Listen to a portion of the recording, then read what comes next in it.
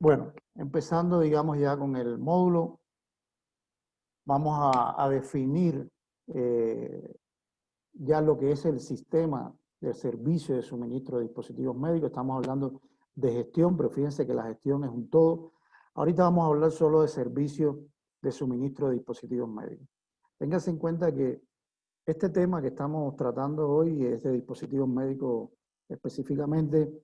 No hay grandes diferencias en la parte de medicamentos, entonces digamos que pudiera utilizarse para las dos cosas. Ahora, el concepto de servicio de suministro de dispositivos médicos, ahí está en la pantalla, es un servicio de apoyo para la atención médica en general en las áreas clínicas, quirúrgicas, etcétera, etcétera, y es factor fundamental en la ejecución de las actividades asistenciales para asegurar en el usuario el mayor beneficio de la terapia, identificando situaciones de riesgo o problemas de seguridad y efectividad en el proceso de utilización de los dispositivos médicos. Fíjense que no solamente estamos hablando de seleccionar o de comprar, sino vamos a ver algunas palabras interesantes en este concepto. Bueno, primero, nosotros, los que hacemos gestión, los que estamos dentro del proceso de servicio de suministro de dispositivos médicos, somos el servicio de apoyo. Y entiéndase que si no tuviéramos, si no fuéramos nosotros los que hiciéramos este trabajo, pues evidentemente de ganas pudiéramos tener un hospital lleno de médicos, enfermeras, auxiliares, bioquímicos, etcétera, etcétera. Si no tenemos todo este apoyo, no pudiéramos tener ni medicamentos ni dispositivos médicos. En este caso, vamos a hablar hoy de dispositivos médicos. Entonces, todas las áreas del hospital dependen de nuestro trabajo. Por tanto, es súper importante que las personas que hagan este tipo de trabajo sean personas que estén calificadas, sean personas que conozcan del tema, y esa es la idea de este curso, que ustedes aprendan, inclusive que tengan un documento, un título que les avale también haber pasado este curso y que son, digamos, servidores que conocen del tema. Ahora, vamos a ver que sin nuestro trabajo no se puede hacer evidentemente ninguna actividad asistencial, y vamos a ver que somos nosotros capaces también de identificar situaciones de riesgo o problemas de seguridad en los dispositivos médicos, siempre con el apoyo. En este caso, yo soy bioquímico. De hecho, acá en Ecuador se denomina bioquímico farmacéutico o químico farmacéutico, pero mi título profesional soy licenciado en ciencias farmacéuticas, pero al final es lo mismo.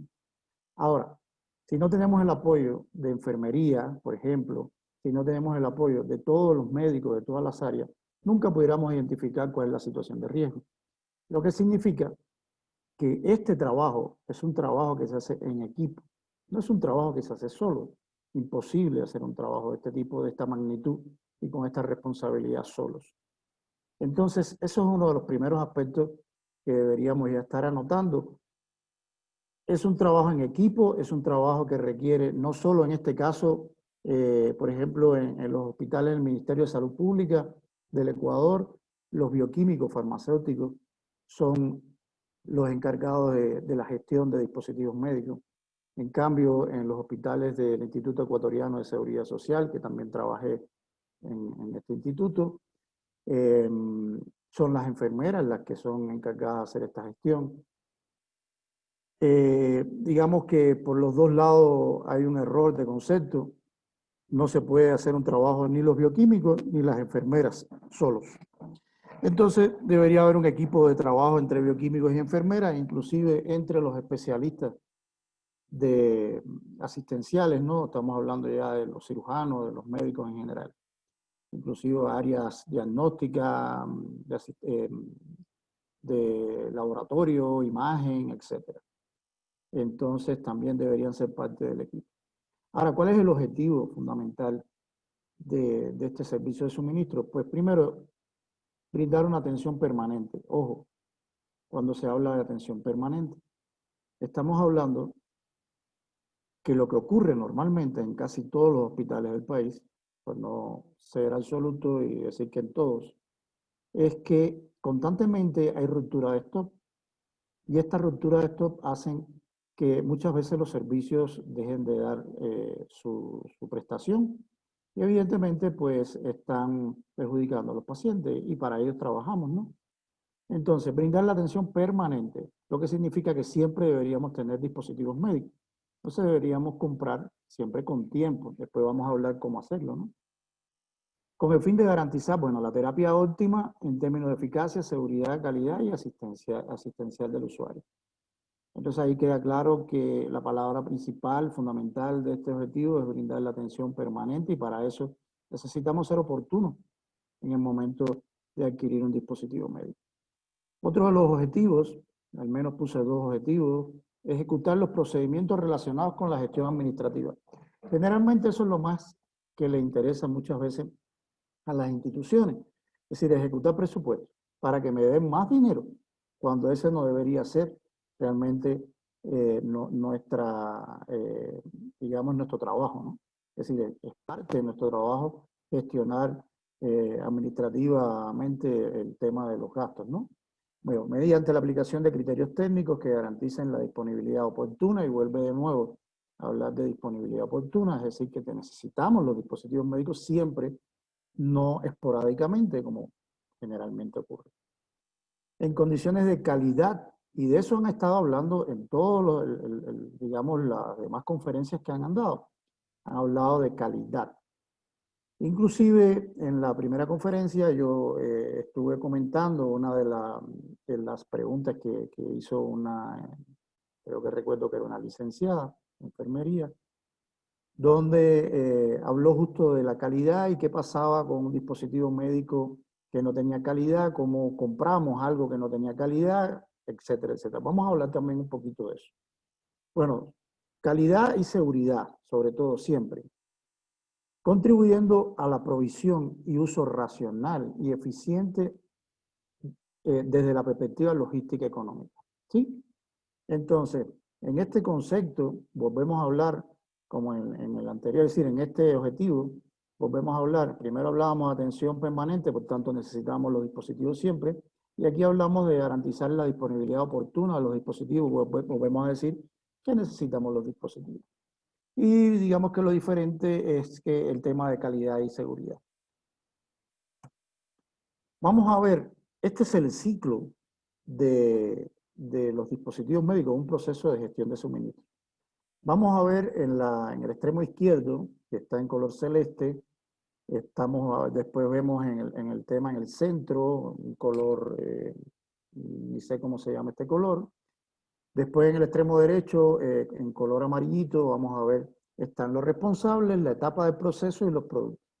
Ahora, empecemos por encima. Vamos a hablar del proceso de selección, que es lo que hoy nos convoca acá. Bueno, estamos hablando no solo, yo quería enfatizar un poco, pero me abrí en esta presentación, y a qué me refiero, que no voy a hablar del Ministerio de Salud Pública o no voy a hablar del IES, sino voy a hablar de la EREPIS. ¿Cómo se hace una selección? Primero, para poder hacer una selección adecuada, necesitamos primero una guía. ¿Cuál será la guía? Necesitamos un listado nacional de dispositivos médicos. En este caso, el Ministerio de Salud Pública tiene su listado nacional de dispositivos médicos. De hecho, se encuentra en la página del Ministerio de Salud Pública, y ahí pueden ver. Después vamos a hacer algunas pruebas y vamos a ir viendo. También el IES tiene un listado nacional también de dispositivos médicos del IES, donde tiene alrededor, la última vez que estuve viendo, tenía alrededor de unos 5.000 dispositivos médicos. En cambio, el del MSP tiene un poco menos, está alrededor de los 4.000 o algo así. ¿A qué se debe esto? Se debe muchas veces a que, como pueden ver en la primera parte, para poder seleccionar un dispositivo médico se necesita una Comisión Nacional de Dispositivos Médicos. Ahora, les voy a explicar de las dos partes. En el Ministerio de Salud Pública existe esta Comisión Nacional, que se llama Comisión Nacional de Dispositivos Médicos de la EREPIS. Ahora, tiene un representante del IES, tiene un representante del MSP, tiene un representante de la policía y tiene un representante de las Fuerzas Armadas. Ahora, pero tiene un solo representante. Es decir, que 4 personas son los encargados de seleccionar cuáles son los dispositivos médicos los hospitales, tanto del MSP como de la policía y las Fuerzas Armadas. En cambio, el IES se ha salido un poco de esto y si bien participa dentro de la Comisión Nacional, el IES tiene su propio listado nacional de dispositivos médicos del IES se llama así. Este listado, quien lo hace es una comisión de expertos, pero que tiene, digamos que está diseñada para que cada especialidad médica tenga un representante, al menos de los hospitales más grandes del país. Lo que significa que, por ejemplo, en el tema de dispositivos médicos generales, puede ser que existan en el día de la comisión, que se hace todos los años, hay alrededor de 25 o 30 enfermeras, digamos que opinando e indicando, y en cada especialidad, oftalmología, puede haber 10 o 12 y así. Estamos hablando de que es un proceso mucho más grande, mucho más complicado también, pero es un proceso donde la selección, yo creo, y es digamos, la forma de pensar mía, se hace mejor de esta forma. No es lo mismo que mucha gente haga a que 4 personas decidan. Pero bueno, así funciona actualmente. Seleccionamos ahora en base a la Comisión Nacional lo que vamos a tener como producto, pues el listado nacional de dispositivos médicos. Esta es la herramienta fundamental. Ojo, en el IES, en el Instituto Ecuatoriano de Seguridad Social, el listado nacional no solamente es una herramienta, sino es obligatorio utilizar tanto las especificaciones técnicas como los nombres genéricos. Inclusive la forma de presentación, digamos, si es en gramos, en litros, o en unidades o en pares. Hay que cumplir exactamente con lo que dice ese listado. Y el incumplimiento de eso, pues evidentemente, hace que la Contraloría después entonces tome medidas al respecto. Ahora, en el Ministerio de Salud Pública no están así. Ahí sí se comporta como una herramienta de apoyo, como una herramienta de ayuda. Ahora, esta herramienta de apoyo y de ayuda, pues evidentemente tú la puedes adaptar y no está prohibido. Ojo, sí en el IES, y sí recalco esto. En el MSP no está prohibido hacer modificaciones en las especificaciones técnicas. ¿Y a qué me refiero con esto? Por ejemplo, vamos a poner un ejemplo de una sutura. Si vamos a la ficha técnica, y de hecho pueden después entrar al internet y buscar ficha técnica, dispositivos médicos, así seguido todo, lo ponen en minúscula y les va a llevar a un enlace de la página del MSP donde ahí pueden hacer la búsqueda. Ahora, si buscamos una sutura, por ejemplo, vamos a poner un ejemplo de una polilactina 1.0 con una aguja de 36.4 milímetros, punta redonda, con una curvatura medio círculo y con un cordel de unos 70 centímetros de largo. Esa es una sutura que está explícitamente, así como lo estoy diciendo, está en la ficha técnica del Ministerio de Salud Pública y también está en la del IES. Ahora, existen también, por ejemplo, la misma sutura, pero en vez de 30.4 o 36.4, está la de 36 o está la de 37. Entonces, en el momento de adquirir, en el momento de seleccionar, en este caso para el Ministerio de Salud Pública, y vuelvo y lo repito, no para el IES, uno puede, digamos que modificar esa especificación técnica y poner un rango. ¿Y a qué me refiero? Que la aguja será ya de 36 a 37 milímetros, por ejemplo. Ya estoy haciendo un rango, estoy abriendo un poco más las posibilidades de que tenga pues, muchos más oferentes, ¿no? Y no estamos haciendo nada ilegal, más bien lo que estamos abriendo la posibilidad del abanico de proveedores. Si ponemos solamente 36.4, pues evidentemente la única sutura que te va a participar es la de Johnson & Johnson, que es la única que tiene esa medida, a un precio superior. Y bueno, de cierta forma estaríamos direccionando el proceso, si bien está en la ficha técnica, estaríamos direccionando. Ojo con eso.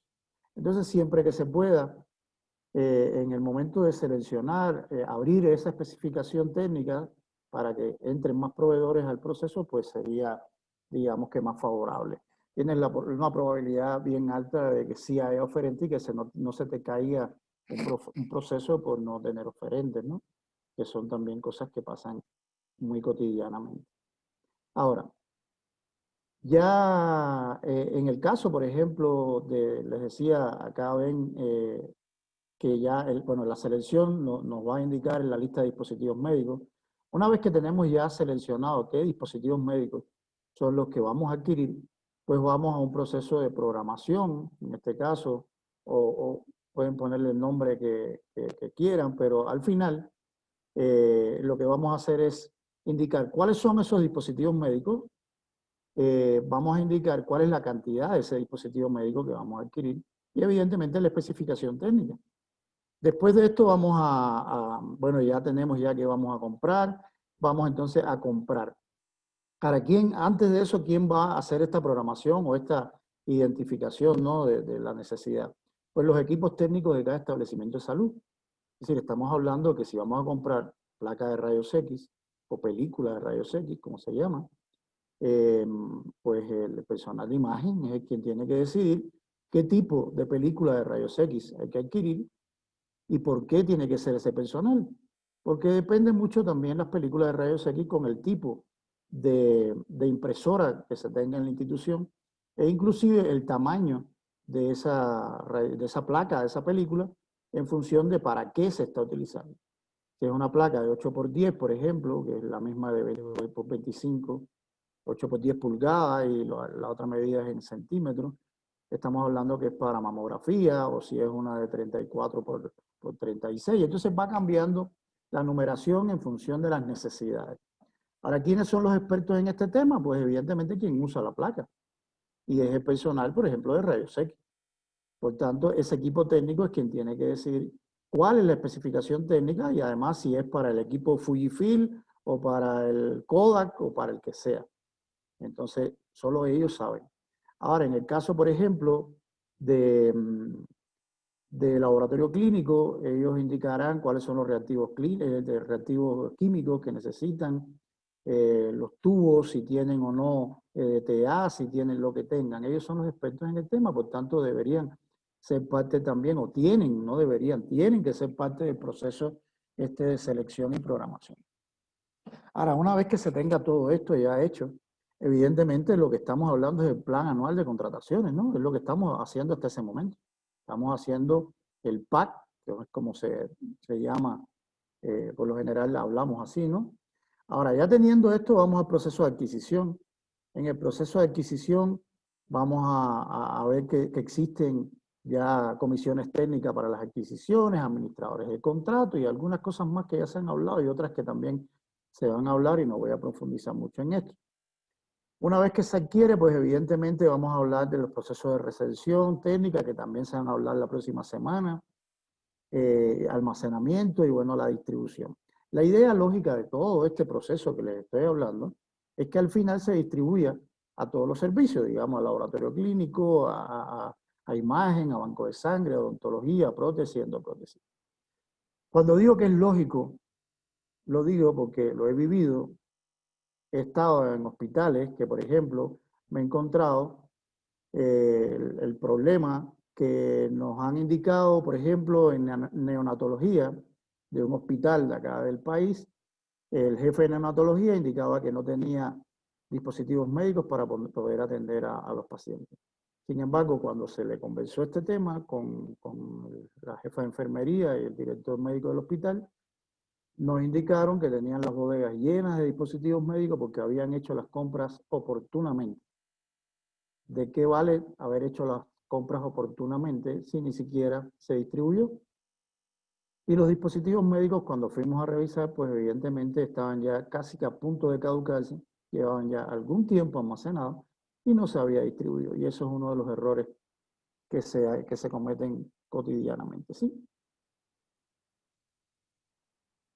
Bueno, vamos a hablar ya de la selección. Hablamos que para tener una buena selección de dispositivos médicos, pues lo primero que necesitamos es tener una herramienta, tener ese listado nacional para poder decir qué necesitamos, ¿no?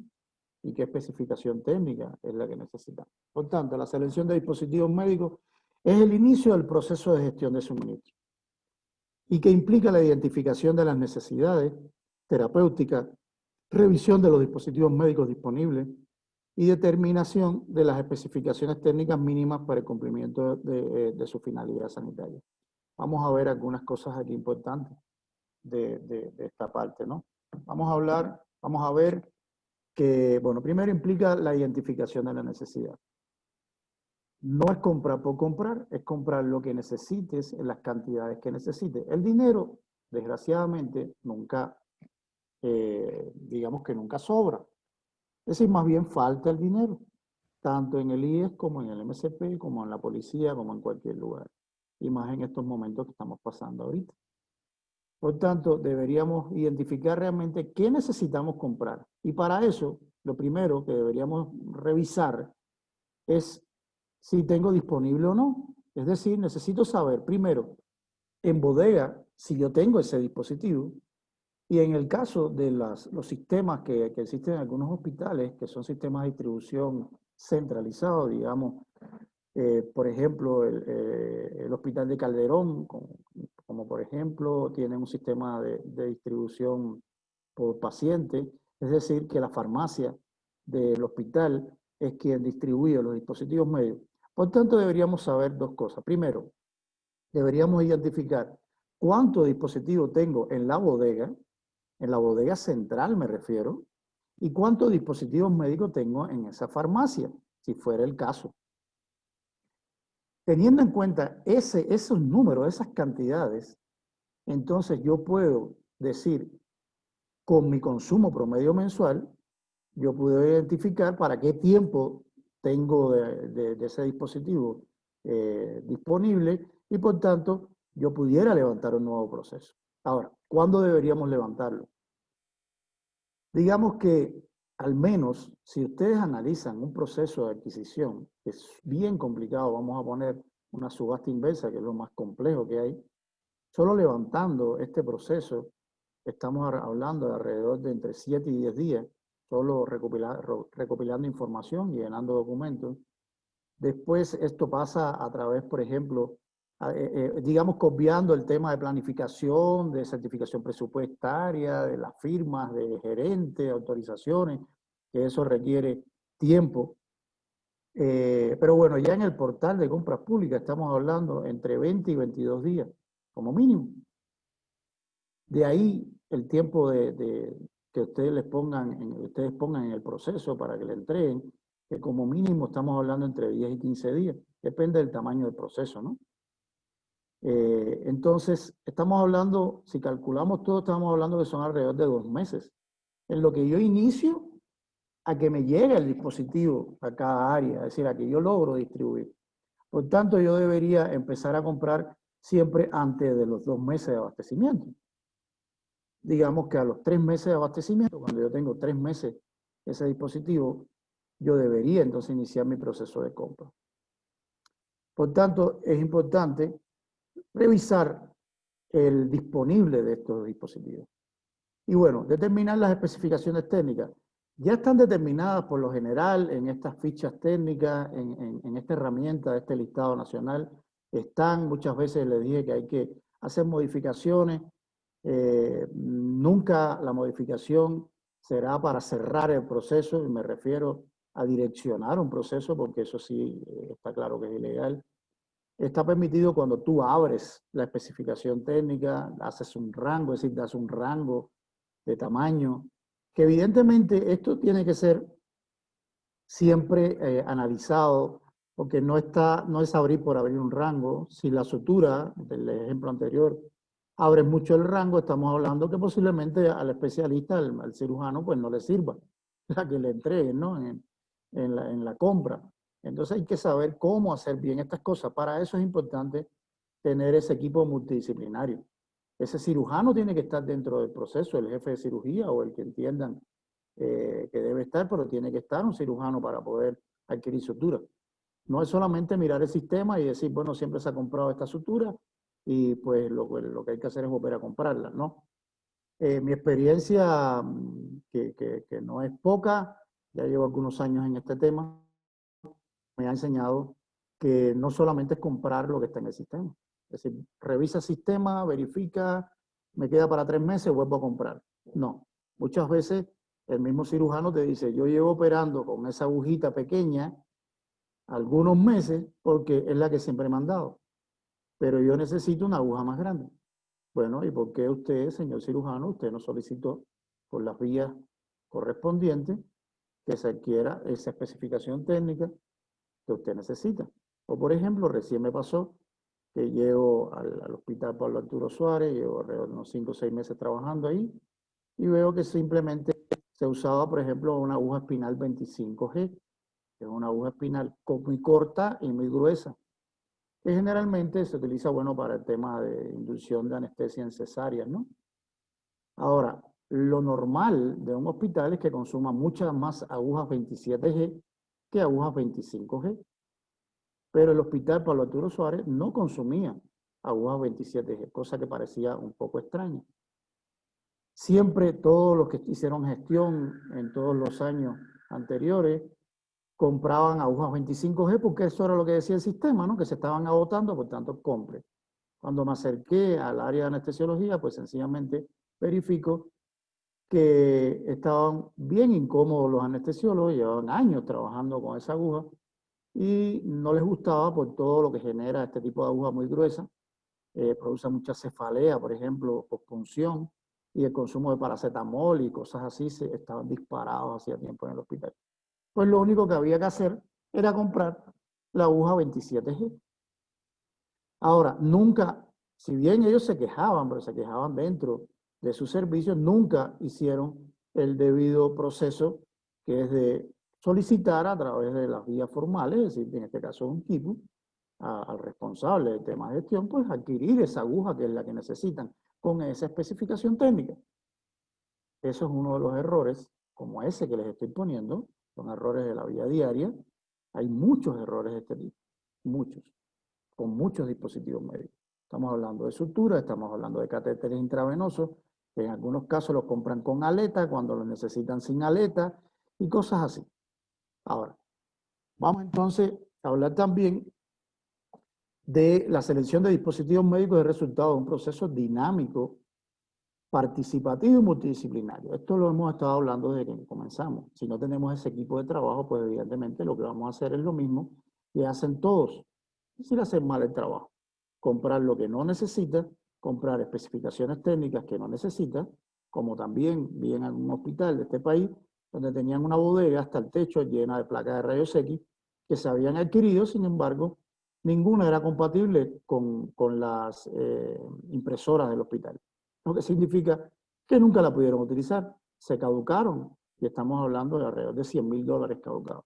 Es decir, que la persona que hizo este proceso de adquisición ni siquiera conocía qué tipo de impresoras tenía el área de imagen. Eso fatal para un proceso de gestión de suministro, fatal. Necesitamos ese equipo multidisciplinario. Ahora, los miembros de este proceso de gestión desempeñan esta labor fundamentados en que, bueno, primero les decía, la lista nacional de dispositivos médicos, también el perfil epidemiológico, eso es importante, los grupos etarios de la población a ser atendida, también hay que verificar las guías de prácticas clínicas y sobre todo, atiendan bien, sobre todo, la disponibilidad del dispositivo médico en el mercado. Muchas veces, ¿qué nos pasa? Estamos viendo médicos que quieren hacer trasplante de cabeza, y sin embargo no tenemos ni siquiera los dispositivos médicos para hacer trasplante de cabeza en Ecuador. Pero lo solicitan. Levantamos un proceso. Sin embargo, evidentemente nunca lo vas a poder adquirir porque no están en el mercado ecuatoriano. Entonces hay que verificar primero, ante cualquier cosa, si el dispositivo médico que tú quieres adquirir se encuentra disponible en el mercado. Ahora, otro de los casos interesantes en este tema es que muchas veces nuestros especialistas no son capaces de, digamos, de seguir estudiando, de seguir aprendiendo y de actualizándose. Y para eso, pues están las guías de prácticas clínicas. En el Ecuador hay muchísimas guías de prácticas clínicas y cada especialista debe revisar. Y con esto vamos a ir actualizándonos, ¿no? Ahora, te encuentras, digamos que cirujanos que quieren seguir operando con cargo crómico. que ya es una sutura que apenas se usa en la cirugía. Para eso llegó la polilactina, por ejemplo, y cubrió este tipo de sutura, que además, entiéndase que el cálculo crómico está hecho de intestinos de gato. Entonces, ¿cuántos gatos tendríamos que sacrificar para hacer estas suturas, no? Y la polilactina, pues, es sintética. Pero seguimos viendo en hospitales cómo los especialistas siguen pidiendo miles de suturas calculocrómicos, pero por miles, cuando no se utilizan ya. Tenemos otra sutura que inclusive es mucho más económica y es mucho mejor, que es la polilactina. Entonces, digamos que por ahí viene el tema de la revisión de las guías de prácticas clínicas. Hay que revisar, bueno, como dice aquí, el perfil epidemiológico y los grupos etarios de la población atendida. No solo es volver a comprar, y es lo que le decía, volver a comprar lo que me dice el sistema, tenemos que revisar qué está pasando, ¿sí? ¿Qué está pasando? Por ejemplo, en el COVID, en el caso ahorita de la pandemia, no tiene ningún sentido ponernos a comprar, por ejemplo, para el Hospital Pablo Arturo, que es un hospital COVID 100%, estar comprando, qué sé yo, piezas de laparoscopía o dispositivos para hernia, este tipo de mallas y cosas de estas, cuando lo que necesitamos es tubos endotraqueales, alcohol gel, filtros, mangueras para ventilación, etcétera, etcétera, etcétera. Entonces hay que revisar qué es lo que vamos a comprar y cuál es mi necesidad, inclusive cuál es mi nueva necesidad. Puedo estar abriendo una cartera de servicio nueva, por tanto, necesito saber qué voy a adquirir en esa nueva cartera de servicio. Bueno, ¿cómo vamos ya en este caso, digamos que ya tenemos ya qué es lo que vamos a comprar, es decir, cuáles son estos dispositivos, este grupo multidisciplinario de especialistas, y cuando hablo de especialistas estoy hablando de enfermeras, de bioquímicos, estoy hablando de médicos, estoy hablando de todos los que necesiten estar en este equipo. Ya sabemos qué vamos a adquirir, a través de qué vamos a ver. Si vamos, ya en el caso de las cantidades, ¿vamos a utilizar el método de consumo histórico o vamos a utilizar un método de movilidad o perfil epidemiológico para estimar, o vamos a utilizar un método de consumo ajustado? ¿Cuál es el método que vamos a utilizar? Ahora, por lo general, les recomiendo utilizar un método de consumo ajustado. Solo es mi recomendación. Por lo general, en casi todos los hospitales del país se utiliza el primero, que es el método de consumo histórico. Y ahí vienen los errores. Comprar lo que siempre se ha comprado. Es decir, es llenarnos de cosas que realmente nuestros especialistas no necesitan. Necesitan lo que ellos, ahora, para que ellos pidan, tienen que ellos saber qué necesitan. No puede ser que me digan, esa sutura no está muy pequeña. Sí, pero bueno, ¿cuál es la que tú necesitas? ¿Cuál es el tamaño? ¿Cuál es la dimensión? Porque no me puedo inventar la dimensión de la sutura, me tiene que decir el especialista cuál es. Entonces, les recomiendo utilizar un método de consumo ajustado, que sería una mezcla de todo, ¿no? Ahora, ya para adquirir estos dispositivos médicos, primero les recomiendo algo, ¿no? Y le estoy hablando ya, estas recomendaciones son en base digamos, al tiempo que llevo haciendo este trabajo, a los errores que he cometido, a las veces que la Contraloría me ha hecho exámenes especiales, inclusive recién acabo de salir de uno. Entonces, les recomiendo lo siguiente: para realizar un proceso de adquisición de dispositivos médicos es necesario tener en cuenta lo siguiente. Primero, consumos mensuales. ¿Para qué los consumos mensuales? Y dice, al menos en los últimos 12 meses del año. Ojo, siempre que se pueda, ¿sí? Por ejemplo, ahorita en la pandemia no tiene ningún sentido utilizar los últimos 12 meses del año. ¿Por qué? Porque a partir de marzo de este año cambió todo en los hospitales. En todos los hospitales cambió. Lo que significa que lo que yo venía consumiendo en el mes de enero o febrero, pues ahorita no tiene nada que ver. Puede ser que ya no esté consumiendo ese dispositivo médico. Por ejemplo, les pongo un ejemplo, porque sí me gusta hablarles y ponerles ejemplos. En el Hospital Pablo Arturo Suárez, que es donde trabajo y les puedo comentar de eso, teníamos un área de pediatría y utilizábamos aerocámaras pediátricas. Y se utilizaban muchísimas aerocámaras pediátricas mensuales. Nos convirtieron en un hospital COVID. Nosotros no recibimos niños. Por tanto, ya no se consumen aerocámaras pediátricas. Entonces no tiene ningún sentido comprar aerocámaras pediátricas. Más bien hay que revisar cuántas aerocámaras de adultos necesitamos.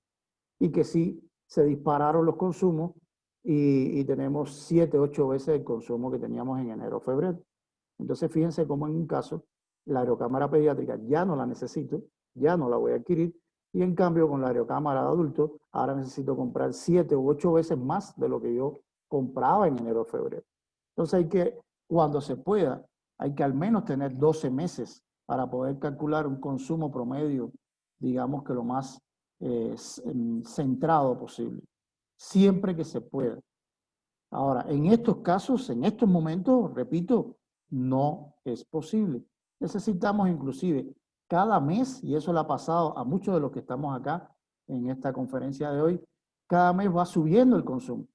Posiblemente ya el consumo de marzo, abril, ya no lo debería ni siquiera tener en cuenta, sino solamente tener en cuenta el consumo de agosto, por ejemplo, o el de julio, que es el último que tengo, y se me ha disparado el consumo. Fíjense cómo, por lo general, uno de los errores que estamos cometiendo, y estos son errores de la pandemia que hemos aprendido, no hacer consumos promedio mensuales con 5 meses, con 3 meses, sino al menos con los últimos 2 meses, porque ahí cada vez vamos aumentando, si cada mes te va aumentando el consumo de las cosas, pero son aumentos que no son ni siquiera exponenciales, no son aumentos que yo pueda calcular y decir, bueno, si yo tengo 5 camas, yo debería tener camas de crítico, yo debería consumir 50 filtros hidroscópicos y 50 filtros antibacterianos.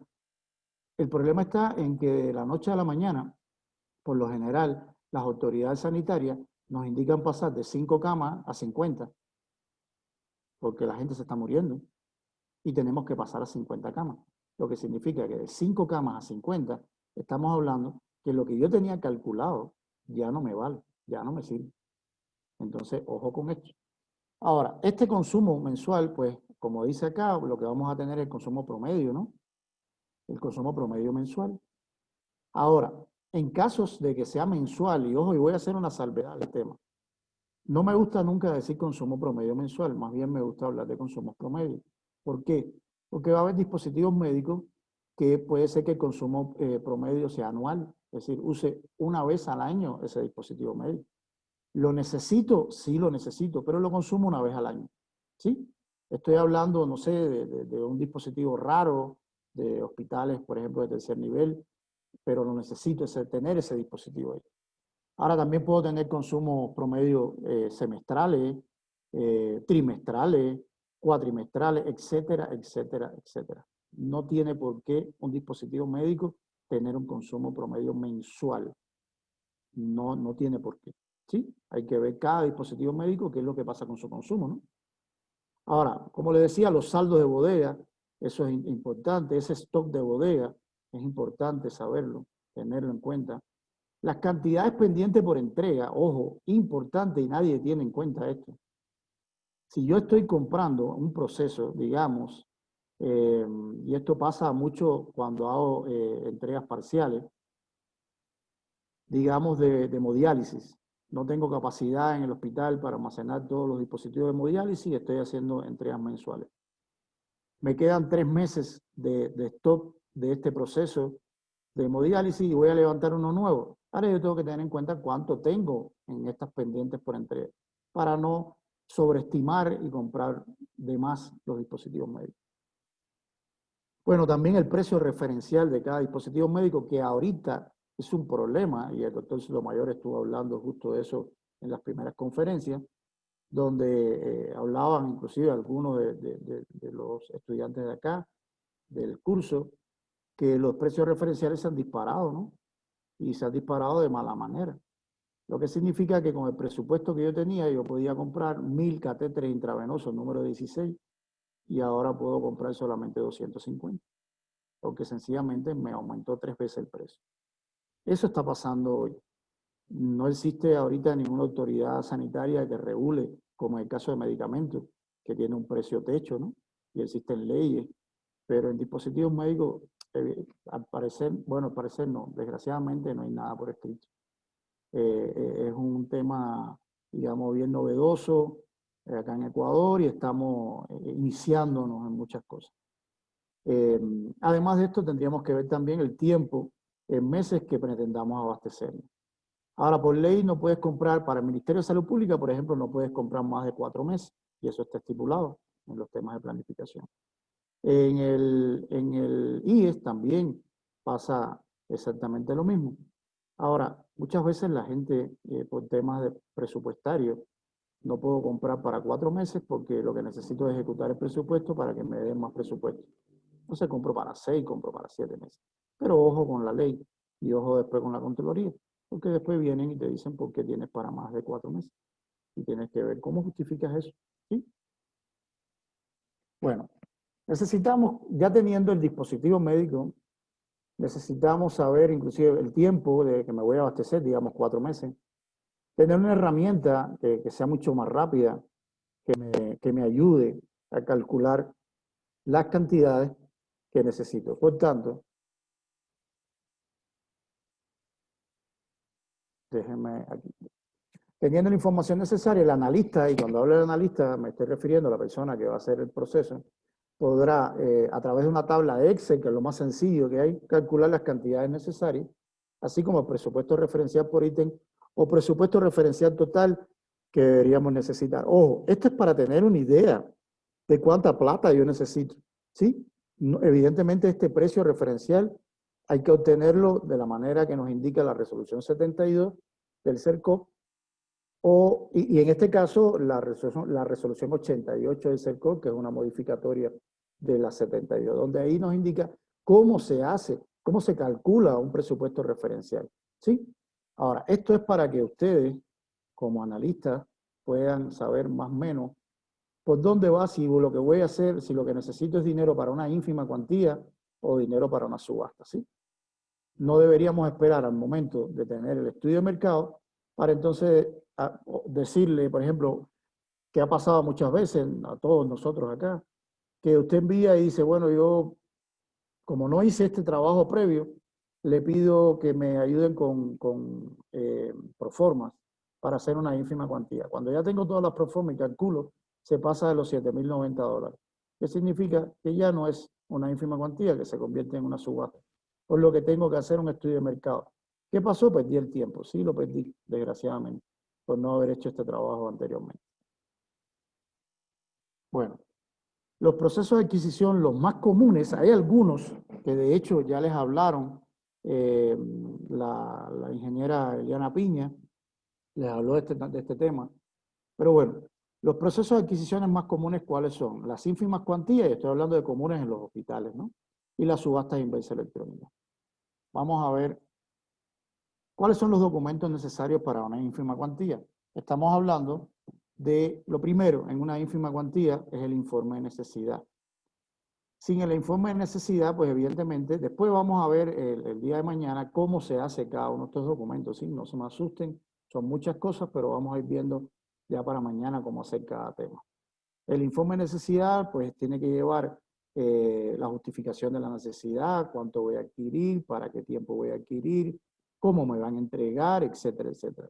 Así también como las especificaciones técnicas. Eh, Ojo, hasta hace muy poco, los hospitales no se usaban las especificaciones técnicas en las ínfimas cuantías. Recién ahora en un examen especial de la Contraloría que nos estaba haciendo, pues nos indican que también para las ínfimas cuantías tenemos que tener las especificaciones técnicas. No las hacíamos anteriormente porque desgraciadamente pensábamos, pero bueno, si se repite la información, porque es verdad que se repite la información, pero hay que cumplir con la normativa, hay que tener las especificaciones técnicas. Bueno, otro de los documentos para la ínfima cuantía es la solicitud de los stocks de bodegas. Eso es fundamental, ya les hablé del tema.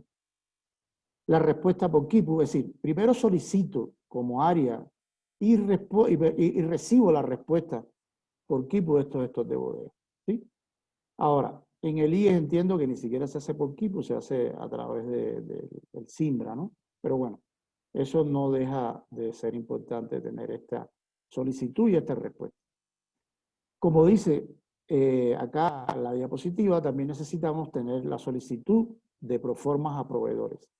Entiéndase que todo proceso de adquisición tiene que estar normado y tiene que tener documentación que respalde todo lo que estamos haciendo. Lo que significa que tenemos que también solicitar por vías formales, dígase Equipus, dígase Simbra, estas proformas a los proveedores. Ahora vamos a ver después quién debe de hacerlo, ¿no?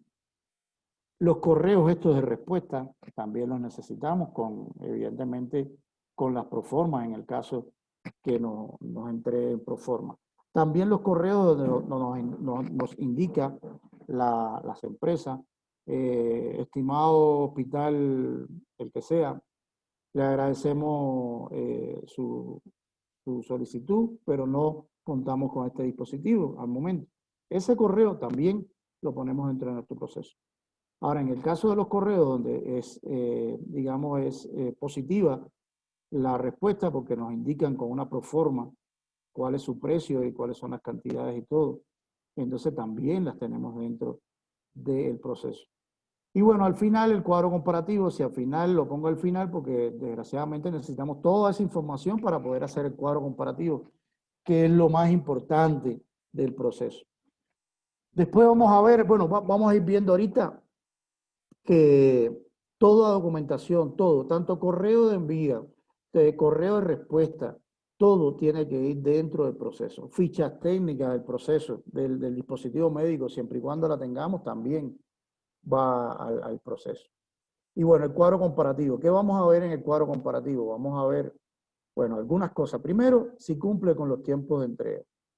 Tenemos que definir entonces tiempos de entrega. Como es una ínfima cuantía, es un proceso urgente, que no, ojo, no siempre tiene por qué ser la ínfima cuantía un proceso urgente.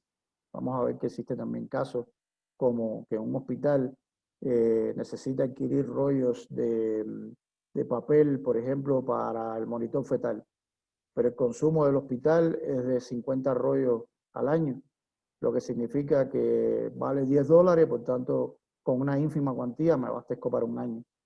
Estoy diciendo este ejemplo para que vean cómo no siempre la ínfima cuantía es una compra urgente.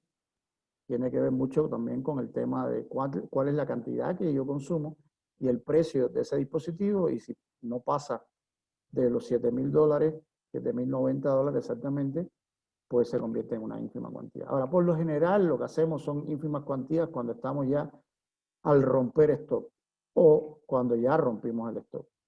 Ahora, para ese, entonces les decía que necesito el tiempo de entrega, es uno de los requisitos, pues evidentemente que cumpla con las especificaciones técnicas, esas proformas estoy hablando, ¿no? Para poder hacer este cuadro comparativo. Necesito también que cumpla con una serie de documentación como las BPA, las BPD, las DPT, transporte, distribución, etcétera, etcétera, etcétera. Hay que cumplir con esa documentación. Si bien también es importante decirle que nosotros tenemos que solicitarla, y eso es parte de la normativa, solicitar todo esto, registros sanitarios y todo.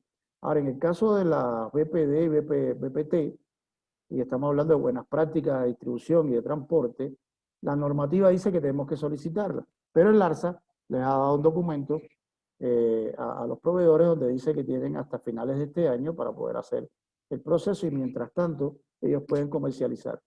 Lo que significa que yo pido y la empresa me tiene que responder que está en proceso y no pasa absolutamente nada. Es decir, podemos aceptar siempre y cuando cumpla con las especificaciones técnicas y con el tiempo de entrega.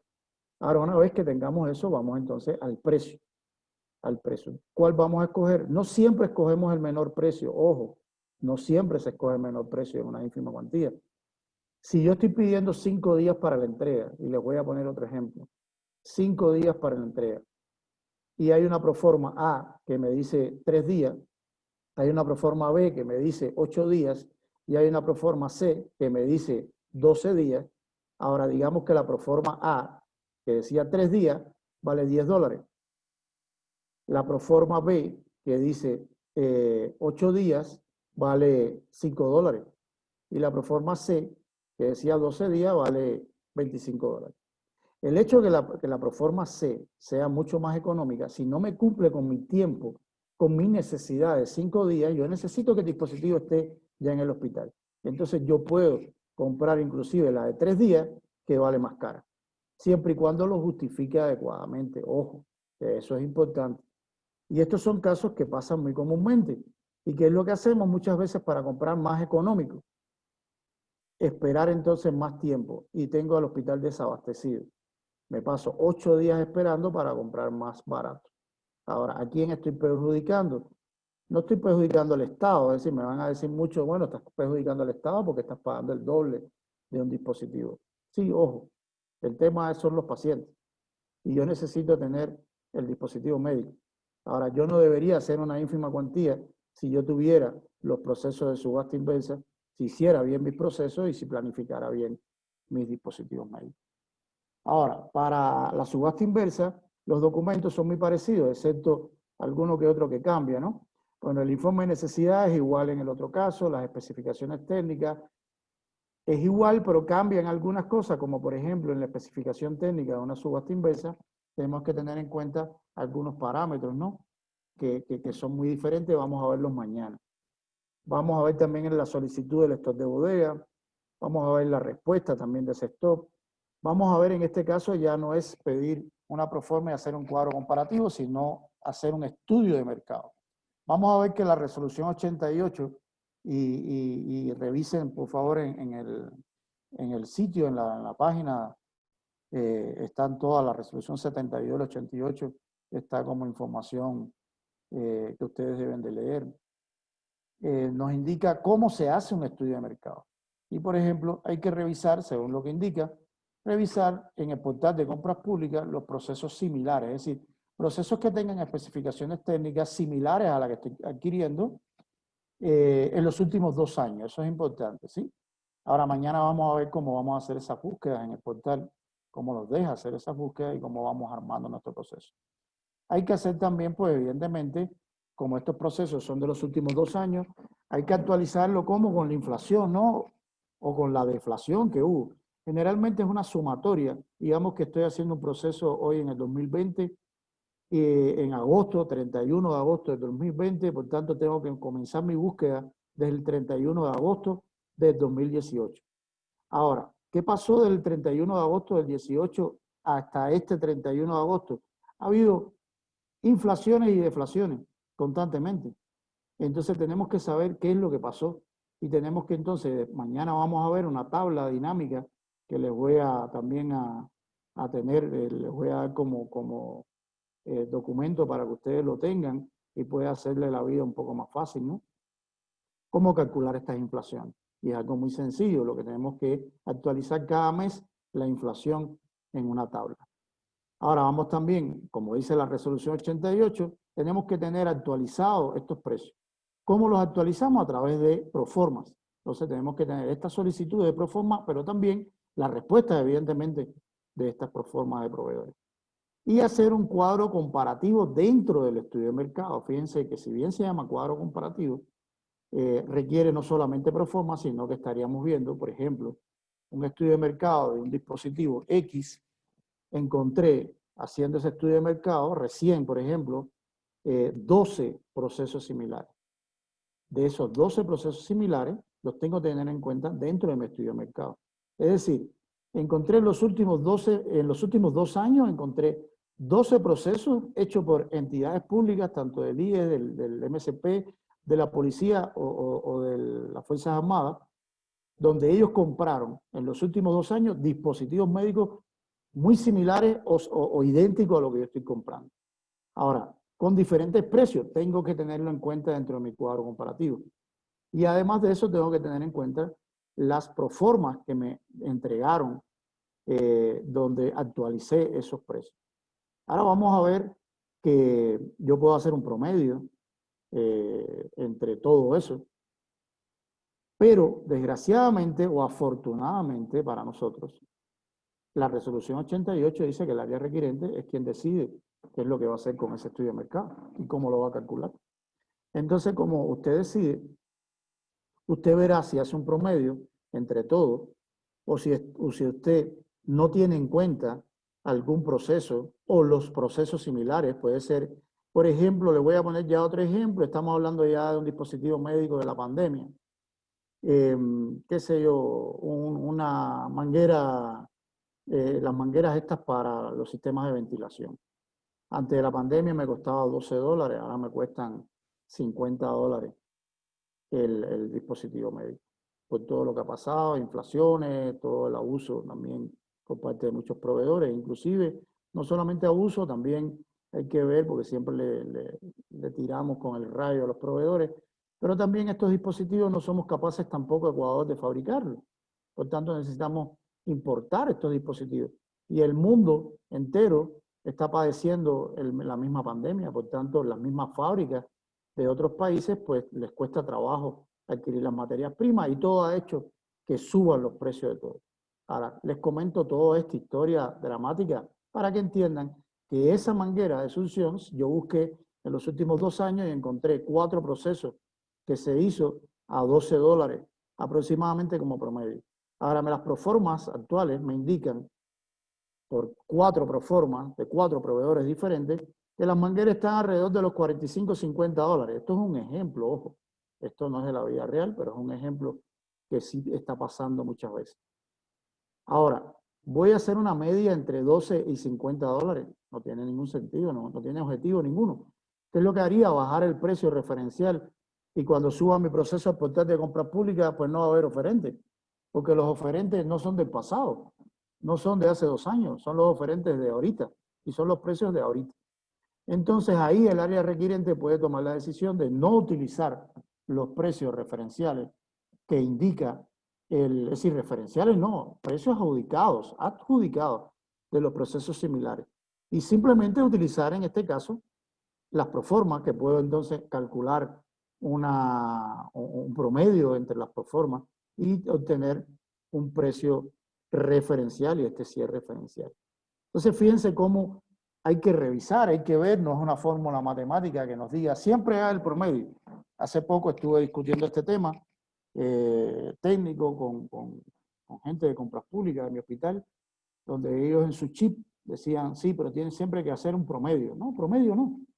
Inclusive yo puedo dejar de utilizar esos valores y decir que no. O inclusive que las proformas están muy caras, muy altas, y solamente utilizar los procesos similares. Entonces, eso depende mucho de la experiencia, de la experticia. Necesitamos no solamente saber cómo comprar, sino cómo se usan los dispositivos. Eso es importante saberlo. Yo como bioquímico, por ejemplo, me ha costado mucho trabajo aprender para qué son estos dispositivos, cómo los uso, ¿sí? Inclusive cómo aparecen o no en el mercado, cuánto valen en el mercado. Yo puedo tener 3 proformas que me digan $50, pero yo sé que en el mercado toda la vida le he comprado 25. Entonces, ¿yo voy a tener en cuenta esas proformas? No. Eso me va a dar un aumento en el precio, en el presupuesto referencial. Es decir, yo voy a usar mucho más dinero del que necesitaba para que después en una puja, si es que hay puja, se baje el precio por encima de los $25 que yo estaba comprando. Es decir, al final, desgraciadamente, estoy perdiendo y botando el poco recurso que tenemos. Recuerden, la plata no sobra, la plata falta y va a estar faltando el resto del tiempo que nos queda en esta pandemia. Pues bueno, eso es todo hasta este momento. Mañana les decía que vamos a ver dentro de cada proceso que acabamos de definir, vamos a ver en la ínfima cuantía cómo hacer esos documentos, cómo vamos a completar esos documentos, qué es lo que vamos a escribir en esos documentos. Yo les voy a ayudar a hacer este tipo de trabajo para que les sea mucho más fácil en su trabajo diario en los hospitales del país, digamos, en ya tener una idea de cómo vamos digamos, a justificar una necesidad, cómo vamos a hacer ese proceso de justificación, qué documentación necesito para poder justificar esa necesidad, y lo sea mucho más fácil inclusive. Ojo, Contraloría. La Contraloría muchas veces no entiende nada médico, no entiende nada de lo que es un catéter. Ellos no saben lo que es un catéter intravenoso, muchas veces no lo saben, aunque sí hay algunos que saben, ¿no? Pero la mayoría, y es lo que estoy acostumbrado a ver, ellos no tienen la menor idea de lo que están revisando. Ahora, ellos sí saben que si en una justificación de una necesidad usted no es claro, es decir, usted está comprando cal sodada y ni siquiera dice para qué es esa cal sodada. Entonces, si usted me indica que es para la máquina de anestesia, por qué se usa, para qué se usa, cuánta cirugía usted hace, cada qué tiempo usted cambia esa cal sodada de la máquina. Entonces, todos esos detalles que son detalles técnicos, si usted no los justifica adecuadamente, y vuelvo y repito, muchas veces no sabemos de este tema. pero tenemos que tener a alguien dentro del equipo de gestión que sepa ese tema. Y si no está dentro del equipo de gestión, al menos acercarse al especialista y tomar nota, o inclusive a través de un equipo, que es lo que le recomiendo, indicarle al jefe de anestesiología, por favor, describir para qué se usa la calzodada y para cuánto tiempo se cambia la calzodada de la máquina, cuántas cirugías usted ha hecho o cuántas anestesias usted ha hecho. Y él te tiene que responder, pues evidentemente, lo que le está solicitando. Ese equipo de solicitud y ese equipo de respuesta también van dentro del proceso, van archivaditos dentro del proceso, ¿sí? Y esa es nuestra justificación. La Contraloría nos va a revisar esa documentación. Eso es lo que nos revisa la Contraloría. Si tenemos un documento del jefe de anestesiología indicando para qué es, cómo se hace, cómo se cambia todo el tema, usted solamente lo que tiene que hacer es, en base al memorando número tal, suscrito por fulano de tal, de fecha tal, responsable de anestesiología del Hospital Pepito Pérez, nos indica lo siguiente, pum, y ponemos eso ahí. Y con eso Contraloría no nos va a molestar. Entonces, todo esto vamos a estar hablando mañana. Si tienen alguna duda, ahorita digamos que es el momento de solventar las dudas. Ahora, para el día miércoles, disculpen, vamos a hacer un taller, como les comentábamos. Ahora, al final del día o en la mañana, va a subirse a esta plataforma que ustedes están accediendo, donde están todo lo que son las tareas, los talleres y todo. Va a estar la documentación. ¿Y cuál va a ser el taller? Vamos a presentar un caso, ahí va a estar, vamos a comprar catéteres venoso central para un hospital, les estoy dando cuál es el precio aproximado que hay en el mercado ahorita, cuál es el consumo que tenemos de ese catéter venoso central y digamos que cuál es el consumo promedio mensual, cuál es el tiempo que tengo de bodega, y vamos con esta información diciendo que vamos a comprar, digamos, para 6 meses, me inventé el número, ¿sí? 6 meses, vamos a llenar toda la información para hacer una subasta inversa. Y vamos a llenar el informe de necesidad, las especificaciones técnicas y sobre todo el estudio de mercado. Ustedes tienen que hacer este estudio de mercado. Esto debe estar mañana colgado ya en la plataforma para que ustedes, mañana vamos a hablar del tema, es decir, que ya deberían estar con el ejercicio, ir aprendiendo todo lo que vamos a hablar mañana, y el día miércoles vamos a revisar algunas de estas tareas de los estudiantes, de ustedes, todo lo que respondan ahí, digamos, a revisarlo, vamos a aclarar algunas dudas, vamos a ver qué está mal hecho, qué está bien hecho, y la idea es que al final de estas conferencias, pues ustedes evidentemente lo único que quiero es que aprendan y que no pasen el trabajo que hemos pasado mucho, que hemos aprendido empíricamente, y la idea es que ustedes no pasen ese trabajo. Entonces, bueno, Andrés, hasta aquí sería la conferencia de hoy. Si tienen alguna duda, por favor, estoy escuchando.